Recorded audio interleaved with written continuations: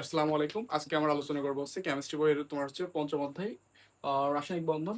এবং এই রাসায়নিক বন্ধন অধ্যায়টাতে আমরা কোন কোন বিষয় সম্পর্কে আলোচনা করব সেই টপিকগুলো আমি আগে এখানে লিখে রাখছি। দেখো, প্রথম যে টপিকটা নিয়ে আলোচনা করবো সেটা হচ্ছে কি যোজিত ইলেকট্রন। দেন সেকেন্ড টপিকটা আলোচনা করবো সেটা হচ্ছে তোমার যোজনী বা যোজতা। দেন পরবর্তী যে টপিকটা সেটা হচ্ছে যৌগমূলক নিয়ে আলোচনা করব। এবং তারপর যেটা আমরা আলোচনা করবো সেটা হচ্ছে তোমার রাসায়নিক সংকেত। এখানে মূলত আমরা রাসায়নিক সংকেত লিখার যে নিয়মটা সেটা আমরা দেখবো আর কি। এরপর হচ্ছে আমাদের রাসায়নিক বন্ধন এবং ক্যাটায়ন অ্যানায়ন, এবং হচ্ছে আমাদের আয়নিক বন্ধন ও সমযোজী বন্ধন ও পানিতে দ্রবীভূত হবে কিনা, এই সকল টপিক নিয়ে আমি আলোচনা করব। তো প্রথম যে টপিকটা নিয়ে আলোচনা হবে সেটা হচ্ছে আমাদের কি যোজ্যতা ইলেকট্রন নিয়ে। ওকে, সেটা হচ্ছে যোজ্যতা ইলেকট্রন। তো যোজ্যতা ইলেকট্রন আসলে জিনিসটা আসলে কি? যোজ্যতা ইলেকট্রন হচ্ছে আমরা কোন একটা মৌলের সর্বশেষ শক্তি স্তরে যতগুলো ইলেকট্রন দেখবো সেটাই তার যোজ্যতা ইলেকট্রন। ঠিক আছে, যেমন আমি যদি একটা ইলেকট্রন নিয়ে মানে একটা মৌল নিয়ে আলোচনা করি, যেমন তোমার হচ্ছে কি অক্সিজেন। অক্সিজেন আমরা সবাই জানি, অক্সিজেন হচ্ছে পারমাণবিক সংখ্যা কত আমাদের বলতো 7। এখন এইটার যদি আমি একটা শিল পদ্ধতিতে ইলেকট্রন করি তাহলে দেখবো যে এইভাবে আমাদের ডায়াগ্রামের যে জায়গায় প্রথম শক্তি স্তরে দুইটা, দেন সেকেন্ড যে শক্তি স্তর সেটা আমাদের করা থাকতেছে আমাদের টোটাল তো এটা তো 8 হবে কি। আচ্ছা, দুইটা, চারটা, পাঁচটা, ছয়টা, সাতটা, আটটা, হ্যাঁ আটটা। তো দেখো, তাহলে আমরা আমরা যেটা বললাম যে যোজ্য ইলেকট্রন আসলে কি, কোন একটা মৌলের সর্বশেষ শক্তি স্তরে যতগুলো ইলেকট্রন অবস্থান করতেছে সেটা তার যোজ্যতা। তো দেখো, এখন এই যে একটা মৌল, এই মৌলটা সর্বশেষ শক্তি স্তর হচ্ছে এইটা, বাইরের শক্তি স্তর। এখন এখানে ইলেকট্রন অবস্থান করছে কয়টা দেখো তো, একটা, দুইটা, তিনটা, চারটা, পাঁচটা, ছয়টা। তাহলে আমরা বলতেই পারি যে আমাদের এই অক্সিজেনের যোজ্য ইলেকট্রন হচ্ছে 6। যেহেতু আমরা বলেছি আগেই যে কোন একটা মৌলের সর্বশেষ শক্তি স্তরে যতগুলো ইলেকট্রন অবস্থান করবে সেটাই তার যোজ্যতা ইলেকট্রন হবে। তো আশা করি আমরা যোজ্য ইলেকট্রন বুঝতে পেরেছি। এরপরে আমাদের যে সেকেন্ড যে টপিকটা সেটা হচ্ছে আমাদের যোজনী বা যোজ্যতা। এখন যোজনী জিনিসটা আসলে কি? মূলত যোজনী কি, তো একটা জিনিস মনে রাখবা, আমাদের এই যে মৌলগুলা যেগুলো পর্যায় সারণীতে যে সকল মৌলগুলো আছে এই মৌলগুলোর বেশি মানে আমাদের হাইড্রোজেনকে বাদ দিয়ে বা আমাদের হাইড্রোজেনকে বাদ দিয়ে আমরা আর লিথিয়ামকে, হাইড্রোজেনকে, এদেরকে বাদ দিয়ে আমরা ম্যাক্সিমামই দেখবো যে আমাদের মৌলগুলা তাদের সর্বশেষ শক্তি স্তরে 8টা ইলেকট্রন গ্রহণ করছে। অর্থাৎ এই যে সর্বশেষ শক্তি স্তরে, এই শক্তি স্তরে 8টা ইলেকট্রন রাখতে চায়। যেমন দেখো এখানে কয়টা আছে, দুইটা, দুইটা, চারটা। তার মানে কি আমাদের দুইটা, দুইটা, চারটা, ছয়টা, 6টা ইলেকট্রন আছে। তাহলে এরা কি করবে, এদের সর্বশেষ শক্তি স্তরে আরো 2টা ইলেকট্রন গ্রহণ করার চেষ্টা করবে। তো যেহেতু যতগুলো ইলেকট্রন সে বাইরে থেকে ইলেকট্রন গ্রহণ বা ত্যাগ করবে এই অষ্টক পূরণের জন্য, সেটাই তার কি হবে, যোজনী। যেমন এখানে আমরা যদি দেখি যে এখানে আমাদের দেখো তোমাদের এখানে সর্বশেষ শক্তি স্তরে 6টা ইলেকট্রন আছে এবং আরো 2টা ইলেকট্রন গ্রহণ করলে সে অষ্টক পূরণ করতে পারতেছে। তো সে কি করবে, বাইরে থেকে 2টা ইলেকট্রন গ্রহণ করবে। এবং এই যে যেহেতু 2টা ইলেকট্রন গ্রহণ করেছে সেটা তার কি হবে বলতো, যোজনী। সেম ভাবে সে যদি এরকম হইতো যে আমি আরেকটা মূল্য চিন্তা করি, সেটা হচ্ছে তোমার সোডিয়াম। সোডিয়ামের ক্ষেত্রে তো চিন্তা করি, সোডিয়ামের যদি ইলেকট্রন মাস হয় দুইটা,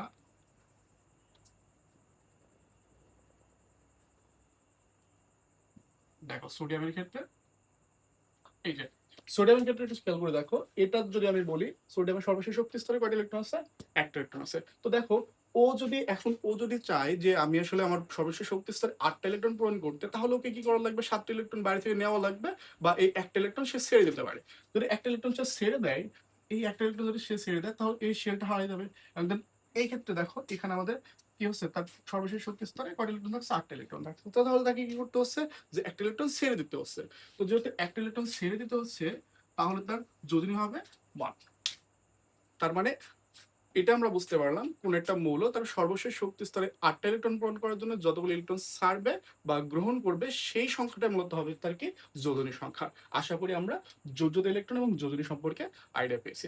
আচ্ছা, এরপরে যে টপিকটা সম্পর্কে আমরা আলোচনা করবো সেটা হচ্ছে আমাদের যৌগমূলক নিয়ে। ওকে, আচ্ছা, তো মূলত যৌগমূলকটা আসলে কি সেটা আমরা একটু জানি। যৌগমূলক হচ্ছে দুটি পরমাণু বা দুটি মৌল একত্রিত। এখন দুটি হবে এরকম কোনো কথা নাই, এখানে দুইও হতে পারে, দুইয়ের অধিকও হতে পারে। দুই বা দুইয়ের অধিক মৌল একত্রিত হয়ে যদি একটি মৌলর ন্যায় আচরণ করে এবং তারা যদি নির্দিষ্ট চার্জ বহন করে, তাহলে সেটাকে আমরা বলবো হচ্ছে যৌগমূলক। বিষয়টা কি, যেমন আমরা আমাদের বইয়ে নিশ্চয়ই দেখছি যে SO4 এইটা একটা যৌগমূলক। এটা কিভাবে যৌগমূলক? দেখো এখানে আমাদের সালফার, অক্সিজেন, এই এই যে মৌলগুলো, এই মৌলগুলো কি করতেছে, এখানে কিন্তু আমাদের এই সকল মৌলগুলো পাশাপাশি অবস্থান করে একটি মৌল নিয়ে আচরণ করতেছে এবং এরা কিন্তু নির্দিষ্ট চার্জ বহন করতেছে। তাহলে আমরা বলতে পারি এটা একটা আমাদের কি বলতো যৌগমূলক। সেম ভাবে আমরা আবার যদি চিন্তা করি তোমার কি এটার ক্ষেত্রে, এবং এটাও কিন্তু একটা কি বলতো যৌগমূলক। কারণ হচ্ছে এখানে দেখা যাচ্ছে এখানে দেখা যাচ্ছে তোমার দেখো কার্বন এবং অক্সিজেন পাশাপাশি অবস্থান করে একটি কি করছে, মৌলের ন্যায় আচরণ করছে এবং এটা কি করছে, এরা নির্দিষ্ট চার্জ বহন করছে। এগুলো হচ্ছে মূলত আমাদের যৌগমূলক। এবং এই যৌগমূলকের যদি যোজন হিসাব করি, আমরা এই যে চার্জ গুলো দেখতেছি, এই চার্জ গুলা কিন্তু আমাদের যোজন হিসাবে কাজ করবে। দেখো হচ্ছে এখানে আমাদের সালফেট যেটা আছে এটা যোজনী হবে কত, 2, এবং কার্বন যেটা আছে সেটা যোজনী হবে 2। একইভাবে অনেকগুলো এরকম দেখবা যে তোমাদের বইয়ের ওই যে একটা শক দেওয়া আছে আলাদা করে, এই শকে এরকম অনেকগুলো মৌল, মানে অনেকগুলো যৌগমূলক এরকম দেওয়া আছে, দেখবে এরকম অনেক যৌগমূলক দেওয়া আছে। তো তোমরা একটু চেষ্টা করবা যে এই যৌগমূলক গুলা সবগুলা ক্লিয়ার রাখার এবং এই যৌগমূলক গুলা নাম সহ এই যৌগমূলক যোজনী গুলো জানার চেষ্টা করবো। ওকে, আচ্ছা, এরপরে হচ্ছে আমরা যেটা জানবো সেটা হচ্ছে অষ্টক বা দুইয়ের নিয়ম। অষ্টক বা দুইয়ের নিয়ম জিনিসটা আসলে কি, চলো সেটা আমরা জানি। এখন আমরা দেখবো হচ্ছে অষ্টক ও দুইয়ের নিয়ম, ঠিক আছে। আচ্ছা, অষ্টক ও দুইয়ের নিয়ম বিষয়টা বুঝি। মূলত হচ্ছে আমরা সবাই দেখছি যে আমাদের পর্যায় সারণীতে যে 18টা গ্রুপ আছে, এই গ্রুপের 18 নম্বর যে গ্রুপটা, এই গ্রুপে অবস্থান করে সকল নিষ্ক্রিয় মৌল। এবং এইরা নিষ্ক্রিয় মৌল কেন বলা হচ্ছে, কারণ হচ্ছে এই সকল মৌল কোন রকম ইলেকট্রন গ্রহণও করবে না এবং কোন রকম ইলেকট্রন তোমার দানও করবে না। তো এখন আমাদের শুধুমাত্র ওই গ্রুপের হিলিয়ামকে বাদ দিয়ে বাদ বাকি যা মৌল দেখবো, সকল মৌলগুলাই কিন্তু তোমার দেখা যায় তাদের সর্বশেষ শক্তি স্তরে 8টা ইলেকট্রন থাকে এবং হিলিয়ামের ক্ষেত্রে দেখা যায় যে তার 2টা ইলেকট্রন অবস্থান করে। তো এখন এখানে আমাদের বাদ বাকি যে 1 থেকে যে 17 পর্যন্ত যে গ্রুপটা রয়েছে, এই গ্রুপে যে সকল মৌল আছে তারা চাই কি, যে ওই সকল আমাদের ওই সকল নিষ্ক্রিয় গ্যাসের যে মৌলগুলো রয়েছে, এই সকল মৌলগুলার কাঠামো, অর্থাৎ এই সকল মৌলের যে স্ট্রাকচারটা ইলেকট্রন বিন্যাস আছে, সর্বশেষ শক্তি 8টা ইলেকট্রন রাখার যে যে প্রবণতাটা, সেটাও তারা কি করতে চায়, সে ধারণ করতে চায়। তো সেই ক্ষেত্রে কিছু মৌল দেখা যায় যে সেই ক্ষেত্রে কিছু মৌল কি করে, তোমার 2টা ইলেকট্রন তার সর্বশেষ শক্তিটা রাখে এবং কিছু মৌল দেখা যায় তোমার কি করে 8টা ইলেকট্রন রাখে। এই যে ইলেকট্রন 8টা ইলেকট্রন রাখার নিয়ম, এই নিয়মটা মূলত হচ্ছে অষ্টক নিয়ম। এবং এই সর্বশেষ শক্তি স্তরে এই যে 2টা ইলেকট্রন রাখার যে নিয়মটা, সেটা মূলত আমাদের দ্বিতীয় নিয়ম। সেম ভাবে আমরা বলতে পারি একটা মৌল যেমন চিন্তা করি, সেটা হচ্ছে তোমার লিথিয়ামের ক্ষেত্রে। ওকে, লিথিয়ামের ক্ষেত্রে যদি আমি ইলেকট্রন করি দেখি, তাহলে দেখবো হচ্ছে তোমার কেমন। ওকে, তো এখন লিথিয়াম কি করে, লিথিয়াম হচ্ছে তোমার যে আমরা বললাম 18 নম্বর যে গ্রুপটা, এই 18 নম্বর গ্রুপের যে হিলিয়াম আছে, হিলিয়ামের যে কাঠামোটা, যে যে ইলেকট্রোব্লাস্টের যে কাঠামো, অর্থাৎ আমরা হিলিয়ামের যদি ইলেকট্রোব্লাস্ট দেখি তাহলে দেখবো যে হিলিয়ামের ক্ষেত্রে কি হয়, তোমার হচ্ছে 1s2, এই যে দুইটা দুইটা যে রাখার নিয়ম, 2টা ইলেকট্রন সর্বশেষ শক্তি স্তরে যে 2টা ইলেকট্রন রাখার যে নিয়মটা, এই নিয়মটা সেই লিথিয়াম ফলো করতে চায়। তো সেই ক্ষেত্রে লিথিয়াম কি করে, সে এই একটা ইলেকট্রন দান করে দেয় এবং এক ইলেকট্রন দান করলে তাহলে তার এই শক্তি স্তরটা হারায় যায়। দেন সেই ক্ষেত্রে সে কি হতে পারে, সে লিথিয়ামটা হিলিয়ামের কাঠামো লাভ করতে পারে। এখন এই যে ইলেকট্রনটা যে লিথিয়ামটা যে তোমার একটা ইলেকট্রন দান করে যে হিলিয়ামের কাঠামো লাভ করলো, এটা মূলত সে কি করছে, সে এই যে হিলিয়ামের যে দুয়ের নিয়ম আছে, সে দুয়ের নিয়মটাকে ফলো করতেছে। অর্থাৎ আমরা দুয়ের নিয়ম বলতে আমরা কি বুঝবো, কোনো একটা মৌলের সর্বশেষ শক্তি স্তরে 2টা ইলেকট্রন রাখার যে নিয়মটা, সেটা মূলত আমাদের দুয়ের নিয়ম। এবং আমরা যদি এবার 8এর নিয়মটা একটু খেয়াল করে দেখি, তাহলে দেখবো হচ্ছে 8এর নিয়মের ক্ষেত্রে তোমার হচ্ছে আমি যদি ধরি নাইট্রোজেনকে, নাইট্রোজেনের ক্ষেত্রে যদি আমি ইলেকট্রন করে দেখি, তাহলে দেখবো হচ্ছে নাইট্রোজেনের তোমার হচ্ছে 7 2p হচ্ছে তোমার 3। দেন আমি যদি একটু খেয়াল করে দেখি যে নাইট্রোজেনের সর্বশেষ শক্তি স্তর হচ্ছে 2 নম্বর শক্তি স্তর এবং এখানে আছে এক তোমার 2টা এবং 3টা, টোটাল হচ্ছে 5টা। তো এখন এই যে 5টা আছে, তাহলে তার 8টা পূরণ করার জন্য তার ইচ্ছা থাকবে এবং এই 8টা ইলেকট্রন পূরণ করার জন্য সে কি করবে, বাইরে থেকে আরো 2টা ইলেকট্রন কি করবে, সে বাইরে থেকে আরো 2টা ইলেকট্রন, সরি 8টা পূরণ 5টা হয়েছে, আমাদের 3টা ইলেকট্রন কি করবে, বাইরে থেকে গ্রহণ করবে। এখন এ কি করলো, সে হচ্ছে তোমার আমাদের এর পাশে যে ইলেকট্রন, মানে এর পাশে যে মৌলটা রয়েছে, অর্থাৎ আমরা যদি একটু জাস্ট খেয়াল করে দেখি যে তোমার নাইট্রোজেনের পরবর্তী মানে পাশের দিকে, অর্থাৎ 18 নম্বর গ্রুপে যে মৌলটা রয়েছে, সেটা হচ্ছে আমাদের কি বলতো নিয়ন, সেটা হচ্ছে নিয়ন। নিয়নের যদি ইলেকট্রন করে দেখি আমরা, নিয়নে 10 থাকে ইলেকট্রন, তো সেটা আমরা একটু খেয়াল করি, তোমার হচ্ছে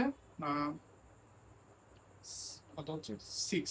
দেখো এখন এই নিয়ন কিন্তু আমাদের 18 নম্বর গ্রুপে অবস্থান করতেছে, এবং এই নিয়নের কিন্তু দেখো সর্বশেষ শক্তি স্তরে দেখো এই যে ইলেকট্রন দেখতেছো তুমি, 2টা আর 6টা, 8টা কিন্তু আছে। তো এই যে নিয়নের যে কাঠামোটা, এই কাঠামোটা লাভ করার জন্য আমাদের কি করতেছে, এই যে আমাদের নাইট্রোজেনটা ওই 3টা ইলেকট্রন বাইরে থেকে গ্রহণ করতেছে, এবং এই যে গ্রহণ করে যে এই যে নিয়মটা ফলো করলাম, এই নিয়মটা মূলত আমাদের হচ্ছে কি অষ্টক নিয়ম। আমি আশা করি যে তোমাদেরকে আমি অষ্টক নিয়ম এবং দ্বিতীয় নিয়ম বোঝাতে পারছি। এরপরে যে টপিকটা সেটা হচ্ছে আমাদের রাসায়নিক বন্ধন। তো রাসায়নিক বন্ধন বুঝতে হলে আমাদের প্রথমত আমরা যে জিনিসটা জানবো, আমরা তো মোটামুটি সবাই একটা, আমরা তো অণু তো চিনি, সবাই চিনি না? যেমন হচ্ছে তোমার আহ এই যে ক্লোরিন, তারপর হচ্ছে অক্সিজেন, এই যে সকল অণু তো আমরা চিনি।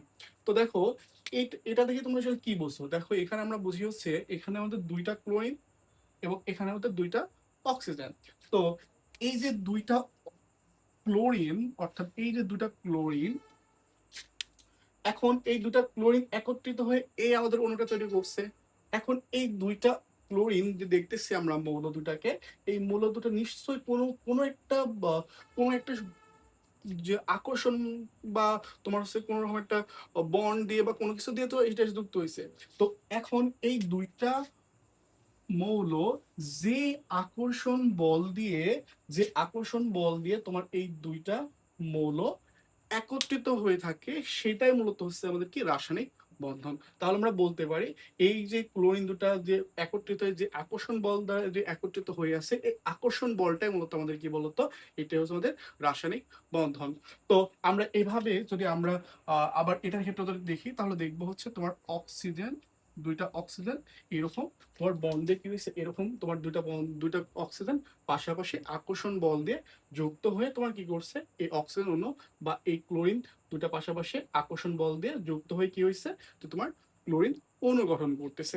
এবং এই যে আকর্ষণ বলটাই মূলত আমাদের কি বলবো, সেটা হচ্ছে আমাদের রাসায়নিক বন্ধন। তো আমরা মনে রাখবো এইভাবে যে আকর্ষণ বলই হচ্ছে কি 2টা অণুকে যুক্ত করে রাখার যে আকর্ষণ বলটা, সরি 2টা মৌলকে মানে আকর্ষণ বল দিয়ে যে যুক্ত করে রাখার যে নিয়মটা, সেটা মূলত আমাদের কি বলতো, সেই বলটা হচ্ছে আমাদের আকর্ষণ বলটা হচ্ছে আমাদের রাসায়নিক বন্ধন। তো আমরা এখানে রাসায়নিক বন্ধন সম্পর্কে আমাদেরকে বোঝাতে পারছি। এরপরে যে বিষয়টা আমরা জানবো সেটা হচ্ছে ক্যাটায়ন ও অ্যানায়ন। এই ক্যাটায়ন অ্যানায়ন বোঝার পূর্বে আমরা 2টা মৌল দেখি। এখানে দেখো আমি বোর্ডে সোডিয়াম এবং আমি ফ্লোরিনকে এখানে দেখানো হয়েছে, এবং সোডিয়াম এবং ফ্লোরিনের ইলেকট্রন বিন্যাস এখানে 2টা দেখতে পারতেছো তোমরা। এবং দেখো এখানে আমি সোডিয়ামকে এবং ফ্লোরিনকে আঁকিয়েছি, এবং এটা তুমি মনে রাখবা যে সোডিয়াম বা ফ্লোরিন বলো আর যেটাই বলো না কেন, যে মৌলটার কথাই বলো না কেন, এই সকল পর্যায় সারণীতে যে সকল মৌলগুলো থাকে, এরা সবাই চায় কি তাদের সর্বশেষ শক্তি স্তরে 8টা ইলেকট্রন রাখতে। তো দেন সেক্ষেত্রে আমাদের এখানে আমাদের সোডিয়াম এবং ফ্লোরিন উভয় কি, এরাও কিন্তু উভয় কি চাবে, তাদের সর্বশেষ শক্তি স্তরে 8টা ইলেকট্রন পূরণ করে রাখতে। তো এখন 8টা ইলেকট্রন পূরণ করার শর্তে বা পূরণ করার জন্য সে কি করবে, তারা তারা দেখা যাবে যে কিছু সময় ইলেকট্রন দান করবে বা কিছু সময় ইলেকট্রন গ্রহণ করবে। তো এখন দেখো সোডিয়াম তার সর্বশেষ শক্তি স্তরে 8টা ইলেকট্রন পূরণ করার জন্য কি করতেছে, যে তার এই যে সর্বশেষ শক্তি স্তরে যে একটা ইলেকট্রন আছে, সেই একটা ইলেকট্রনটাকে ছেড়ে দিচ্ছে, অর্থাৎ দান করে দিচ্ছে। দেন এখন সোডিয়াম যদি তার সর্বশেষ শক্তি স্তরে একটা ইলেকট্রন দান করে দেয়, তাহলে নিশ্চয় তার এই শক্তি স্তরটা গ্রহণযোগ্য হবে না, বা এই শক্তি স্তর আমরা এটা কাউন্ট করবো না। দেন তাহলে দেখো এখন তার এই যে আমাদের 1 2 নাম্বার যে লাস্টে যে শক্তি স্তরটা, তার এই সর্বশেষ শক্তি স্তরে 8টা ইলেকট্রন পূরণ হয়েছে। এখন এই যে সোডিয়াম যে ইলেকট্রনটা যে দান করলো, তাহলে সে যদি দান করে, দেখো সমাজে যে যে আসলে কোনো কিছু দান করে সে তো ধনী হয় অবশ্যই, ঠিক না? তাহলে সে হবে কি ধনাত্মক, তাহলে আমরা বলতে পারি সোডিয়াম হবে কি বলতো পজিটিভ। এবং এখানে আমরা পজিটিভ, জাস্ট একটা পজিটিভ কেন দিলাম, যেমন হচ্ছে সে সোডিয়াম একটা ইলেকট্রন দান করেছে, তার জন্য আমরা কি দিলাম সোডিয়াম প্লাস। তো অন্যদিকে আমি যদি এই জায়গায় ফ্লোরিনকে দেখি, ফ্লোরিনের ক্ষেত্রেও দেখো, ফ্লোরিনের ক্ষেত্রে কি হয়েছে, যে ফ্লোরিনের সর্বশেষ শক্তি স্তরে 7টা ইলেকট্রন আছে, 2টা 2টা 4টা 6টা 7টা, টোটাল 7টা ইলেকট্রন আছে। তো এখন ফ্লোরিনও কি করবে, ফ্লোরিনও হচ্ছে তোমার 8টা ইলেকট্রন পূরণ করার জন্য কি করবে, সে কারো থেকে ইলেকট্রন গ্রহণ করবে, অর্থাৎ ঋণ নেবে। এখন যদি সে যদি একটা ইলেকট্রন ঋণ নেয়, তাহলে তারও কি হয়ে যাচ্ছে, দেখো তো তারও 8টা ইলেকট্রন পূরণ হচ্ছে। এখন সেক্ষেত্রে যদি ঋণ নিচ্ছে, আর যে সমাজে যে ঋণ নেয় সে, তাকে আমরা ঋণই বলি, তো সে হতে হবে কি, সে ফ্লোরিন কি হয়ে যাবে, সেহেতু সে ফ্লোরিন হবে হচ্ছে ঋণাত্মক। তো আমরা এটাকে বলবো ঋণাত্মক। এখন বিষয় হচ্ছে কি, আমি এই ক্যাটায়ন আনায়ন বোঝাতে যে আমি এই জিনিসটা তোমাকে কেন বোঝালাম, মূলত বোঝানোর এই কারণ যে দেখো এখানে এই যে আমাদের সোডিয়াম, স্বাভাবিক একটা সোডিয়াম যখন একটা ইলেকট্রন দান করে সোডিয়াম এই যে প্লাসে পরিণত হলো, এটা মূলত আমাদের এটাই হচ্ছে আমাদের কি বলতো, এটা হচ্ছে আমাদের আয়ন। এই দুইটা হচ্ছে আমাদের কি বলতো আয়ন। একটা হচ্ছে আমাদের যেখানে পজিটিভ হবে সেটাকে আমরা বলবো হচ্ছে ক্যাটায়ন, অর্থাৎ যেটা পজিটিভ সেটাকে আমরা বলতেছি ক্যাটায়ন, এবং যেটা হচ্ছে নেগেটিভ সেটাকে আমরা বলতেছি অ্যানায়ন। তো এখন এখানে এই যে আমরা ক্যাটায়ন এবং অ্যানায়ন যদি বুঝে থাকি, তাহলে আমাদের একটা জিনিস আগে বলে রাখা ভালো, যে এই যে আমাদের দেখতেছো যে ক্যাটায়নটা, এটার কিন্তু আয়নীকরণ শক্তি, এই ক্যাটায়নের আয়নীকরণ শক্তি কিন্তু তোমার তুলনামূলক কম হচ্ছে আমাদের এই অ্যানায়নের আয়নীকরণ শক্তির থেকে। এখন আয়নীকরণ শক্তির বিষয়টা কি, এটা যদি তুমি বুঝতে চাও, দেখো এখানে যদি তোমাদের এই আয়নীকরণ শক্তির বিষয়টা নিয়ে যদি কোনো ক্লাসের দরকার হয়, তাহলে আমাকে অবশ্যই কমেন্ট বক্সে জানাবা, আমি ইনশাল্লাহ ক্লাস দেওয়ার চেষ্টা করবো। তো আশা করি আমরা ক্যাটায়ন ও অ্যানায়ন তোমাদেরকে বোঝাতে পারছি। এবার আমাদের পরবর্তী যে বিষয়টা আমরা বলবো সেটা হচ্ছে আয়নিক বন্ধন। এখন একটা জিনিস মনে রাখবা, আয়নিক বন্ধনটা কি, আয়নিক বন্ধন কি। তো এই জিনিসটা হচ্ছে, আয়নিক বন্ধন হচ্ছে আয়ন দুইটা, যদি কোনো দুইটা আয়ন যে বন্ধনের দ্বারা আবদ্ধ হবে এবং তোমার আবদ্ধ হয়ে যে যৌগটা গঠন করবে, সেটা হচ্ছে আমাদের, যে যৌগটা গঠন করতেছে সেটা হচ্ছে আয়নিক যৌগ। আর এই যে আয়ন দুটো যে বন্ধনে আবদ্ধ হচ্ছে, এটা হচ্ছে আয়নিক বন্ধন। এবং এই বন্ধনে আবদ্ধ কিভাবে হবে, সেটা হবে মূলত স্থির তড়িৎ বল দ্বারা। ঠিক আছে, তো দেখো এখানে আমি এটা তো আমাদের একটা কি, এটা একটা আয়ন এবং এটাও একটা আয়ন। তো এখন এই দুইটা আয়ন যে স্থির তড়িৎ বল দ্বারা মানে আকর্ষণের মাধ্যমে এই দুইটা একত্রিত হবে, অর্থাৎ এই দুইটা একত্রিত হয়ে কি করবে, সোডিয়াম ফ্লোরাইড তৈরি করতেছে। অর্থাৎ এই যৌগটা হবে কি আমাদের বলতো আয়নিক যৌগ।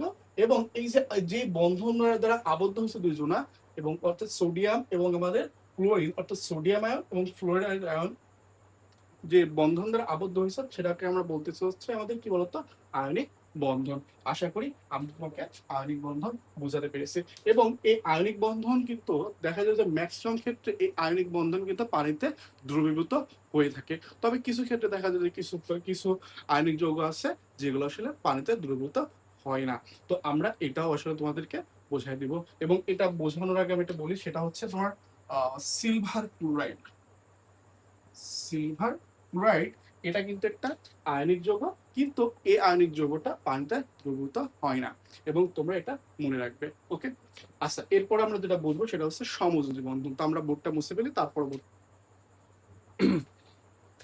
আচ্ছা এবার আমরা মূলত হচ্ছে তোমার সমযোজী বন্ধন নিয়ে আলোচনা করবো। তো সমযোজী বন্ধন নিয়ে আলোচনা করার পূর্বে আমি তোমাকে একটা কথা বলি তোমাদেরকে, আমি এই যে টপিকটা নিয়ে, অর্থাৎ আয়নিক বন্ধন এবং সমযোজী বন্ধন, এই এই দুইটা নিয়ে আমি আলাদা একটা ক্লাস আপলোড দিব, এবং এই ক্লাসটাতে আমি তোমাদের এই আয়নিক বন্ধন ও সমযোজী বন্ধন কিভাবে লিখতে হবে, আয়নিক বন্ধনের বিষয়টা এবং সমযোজী বন্ধনের খাতায় কিভাবে লিখতে হবে সেই বিষয়টা সম্পর্কে তোমাদেরকে আমি জানানোর চেষ্টা করবো। ঠিক আছে, তো আমি তোমাদেরকে শর্টলি এখন একটা জিনিস বলে দেবো, এবং এই জিনিসটা তো আমি এইখানে টপিক হিসেবে রাখছি, এতগুলো টপিকের মধ্যে এই টপিকটা রাখছি, তো সেটা আমি শর্টলি তোমাকে বলার চেষ্টা করবো। এবং এই যে এই দুইটা টপিক বিশেষ করে আমি আলাদা একটা ভিডিও আপলোড দিব, এবং সেখানে এই দুইটা টপিক, এবং এইটা তোমার যদি পরীক্ষায় কোনো সময় যদি দিয়ে থাকে এই দুটো জিনিস, তাহলে, এবং ম্যাক্সিমাম ক্ষেত্রে দেখা যায় যে পরীক্ষায় কিন্তু এই দুটো থেকে প্রশ্ন হয় আর কি, যে বলা যায় এরকম একটা, যে তোমার হচ্ছে এরকম বলতে পারে অনেক সময় যে ম্যাগনেসিয়াম এবং তোমার হচ্ছে ক্লোরিন, এই ম্যাগনেসিয়াম এবং ক্লোরিন এদের মধ্যে কোন ধরনের বন্ধন তৈরি হয় সেটা লিখো। পরীক্ষার খাতে এরকম অনেক বলে, মানে অর্থাৎ প্রশ্ন অনেক সময় বলে থাকে যে তোমার হচ্ছে ম্যাগনেসিয়াম এবং ক্লোরিনের ভিতরে কোন ধরনের বন্ধন তৈরি হবে সেটা ব্যাখ্যা করো। তো সেক্ষেত্রে আমরা সবাই মোটামুটি জানি যে এখানে আমাদের হচ্ছে এই ম্যাগনেসিয়াম এবং এই ক্লোরিনের মধ্যে মূলত যে বন্ধনটা তৈরি হয় সেটা হচ্ছে আমাদের আয়নিক বন্ধন, সেটা হচ্ছে আয়নিক বন্ধন। ঠিক আছে, তোমার আয়নিক বন্ধন। ওকে, মূলত আমাদের আমাদের হচ্ছে ম্যাগনেসিয়াম এবং ক্লোরিনের মধ্যে মূলত যে বন্ধন তৈরি হয় সেটা হচ্ছে আয়নিক বন্ধন। এখন কেন এইটা আয়নিক বন্ধন, এটা মূলত হচ্ছে আমরা মনে রাখবো যে আয়নিক বন্ধন হইতে হলে দেখা যায় যে তোমার হচ্ছে একটা ধাতু আর একটা অধাতু, এরা ইলেকট্রন আদান প্রদানের মাধ্যমে মূলত কি করে থাকে, যে তোমার আয়নিক বন্ধন তৈরি করে থাকে। তো আমি এটা নিয়ে আমি এখন আলোচনা করতে চাচ্ছি না। আমি এটা নিয়ে একটা ক্লাস আপলোড দিব। দেন সেই ক্লাসে আমি তোমাকে সম্পূর্ণ তোমাদেরকে কিভাবে লিখতে হবে, কি বিষয়গুলো নিয়ে আলোচনা করবে এবং কোন জিনিসগুলো তুমি লিখলে তোমাদের স্যার তোমাদের প্রতি খুশি হয়ে মার্ক ভালো দিবে, বাট এই জিনিসগুলো সম্পর্কে আমি তোমাকে বিস্তারিত আলোচনা করবো। ওকে, তো এখন এটা নিয়ে অত পেন নেওয়ার কোনো কিছু নাই, আমি ক্লাস দিলে তখন সেটা দেখে নিই। আচ্ছা, এরপরে মূলত আমরা যেটা ছিলাম আর কি সমযোজী বন্ধন। সমযোজী বন্ধনে মনে রাখবা যে সমযোজী বন্ধনের ক্ষেত্রে অধাতু অধাতু ইলেকট্রন শেয়ারের মাধ্যমে যে বন্ধন তৈরি করে সেটা মূলত হচ্ছে আমাদের কি বলতো সমযোজী বন্ধন। যেমন হচ্ছে আমি যদি তোমাকে বলি যে H2 অর্থাৎ হাইড্রোজেন, এটা একটা সমযোজী বন্ধনের মাধ্যমে তৈরি করতো একটা অণু। যেমন হচ্ছে তুমি যদি খেয়াল করে দেখো এখানে হাইড্রোজেন, দুইটা হাইড্রোজেন ইলেকট্রন শেয়ারের মাধ্যমে এরা কি করছে বন্ধন তৈরি করতেছে এবং সেই বন্ধনটাই হচ্ছে আমাদের সমযোজী বন্ধন। যেমন হচ্ছে তুমি যদি খেয়াল করে দেখো, আমি তোমাকে বলছিলাম এর আগে তোমাদেরকে যে প্রত্যেকটা মৌলই চায় হচ্ছে তার সর্বশেষ শক্তি স্তরে 8টা ইলেকট্রন পূরণ করতে বা তার সর্বশেষ শক্তি স্তরে 2টা ইলেকট্রন রাখতে। তো সেক্ষেত্রে আমাদের হাইড্রোজেনও এবং হাইড্রোজেন যদি ইলেকট্রন আমরা করে থাকি তাহলে দেখবো যে হাইড্রোজেনের ক্ষেত্রে এই যে হাইড্রোজেন, একটা হাইড্রোজেনের ইলেকট্রন বিকজ এবং এটা হচ্ছে একটা। দেন দেখো এদের উভয়েরই কিন্তু সর্বশেষ শক্তিস্তর একটা একটা করে ইলেকট্রন আছে। তো এরা কি করবে, এরা পাশাপাশি ইলেকট্রন শেয়ার করবে, অর্থাৎ এ কি করবে, এ হচ্ছে মূলত তোমার হাইড্রোজেনটা, এই হাইড্রোজেনটা কি করবে, এই যে তোমার হচ্ছে এই যে হাইড্রোজেনটা, এর যে ইলেকট্রনটা, এই ইলেকট্রনটা এবং এরা পাশাপাশি ইলেকট্রন শেয়ার করবে। এই যে দেখো এই কি করছে, এই এখানে আসছে এবং দেন এক্ষেত্রে এর ইলেকট্রন এর সাথে শেয়ার করতেছে এবং এর ইলেকট্রনটা এর সাথে শেয়ার করতেছে। দেন সেক্ষেত্রে দেখো হাইড্রোজেন কিন্তু এও কিন্তু তোমার হচ্ছে কি হাইড্রোজেনটাও কিন্তু দেখো মূলত এই হাইড্রোজেন উভয়ই এই হাইড্রোজেন উভয় দেখো কি হয়েছে, এই হাইড্রোজেন উভয় দুইজনাই কিন্তু তোমার কি হয়েছে বৃত্ত পূরণ করতে পারছে, অর্থাৎ তাদের সর্বশেষ শক্তিস্তরে কিন্তু 2টা ইলেকট্রন পূরণ হয়েছে। তো সেক্ষেত্রে সেই স্থিতিশীলতা অর্জন করবে এবং এই যে বন্ধনটা মূলত তৈরি করলো সেই বন্ধনটা মূলত আমাদের সমযোজী বন্ধন। এবং এইটা নিয়েও আমি ক্লাস বললাম তোমাকে আগে যে এটা আমি ক্লাস আপলোড দেবো, দেন সেক্ষেত্রে তুমি কিভাবে লিখতে হয় সেটা তুমি বুঝতে পারবে। এবং সবাই মনে রাখবে এভাবে যে এই যে আমাদের সমযোজী বন্ধনের ক্ষেত্রে কিন্তু মনে রাখবো যে শুধুমাত্র অধাতু অধাতু অধাতু প্লাস হচ্ছে অধাতু, অধাতু প্লাস অধাতু মিলে এই বন্ধনটা মূলত তৈরি করবে, অর্থাৎ ইলেকট্রন শেয়ারের মাধ্যমে এই বন্ধনটা করতে হবে। আর আমাদের আয়নিক বন্ধনের ক্ষেত্রে কি হবে যে এখানে আমাদের জাস্ট কি বললাম আমরা, একটা ধাতু থাকবে আর হচ্ছে অধাতু থাকবে। তবে আমি একটা কথা ভুল বললাম, সেটা হচ্ছে একটা বলে কোনো কথা নাই, এখানে তোমার দেখা যায় যে একটা ধাতু থাকবে এরকম কোনো কথা নেই, একটা অধাতু থাকবে এরকম কথা নেই। তবে মনে রাখতে হবে যে আয়নিক বন্ধনের ক্ষেত্রে ধাতু এবং অধাতু মিলে ইলেকট্রন আদান প্রদানের মাধ্যমে বন্ধন তৈরি করবে। আর সমযোজী বন্ধনের ক্ষেত্রে একটা কি হবে যে তোমার অধাতু অধাতু ইলেকট্রনের শেয়ারের মাধ্যমে মূলত বন্ধন তৈরি করবে। ঠিক আছে, এবং আমরা তো বললামই যে পানিতে দ্রবীভূত যৌগ, এইটা নিয়ে আমি আলাদা ক্লাস আপলোড দিব কিভাবে পানিতে দ্রবীভূত হয়। এবং আমি দেখো আমাদের এই যে আমার যে পেজটা আছে এই পেজে দেখবা যে এখানে আমি কিন্তু পানি একটি পোলার সমযোজী যৌগ এই টপিকটা নিয়েও কিন্তু আলোচনা করেছি। তো আমি এখানে ক্লাসটা এবং এমনিতে অনেকটা বড় হয়ে গেছে, তো আমি আর চাচ্ছি না যে বড় করতে। তো আমি এরপরে শর্ট করে আমি আপলোড দেবো, দেন সেক্ষেত্রে তুমি এগুলো তোমরা ভালোভাবে বুঝতে পারবে।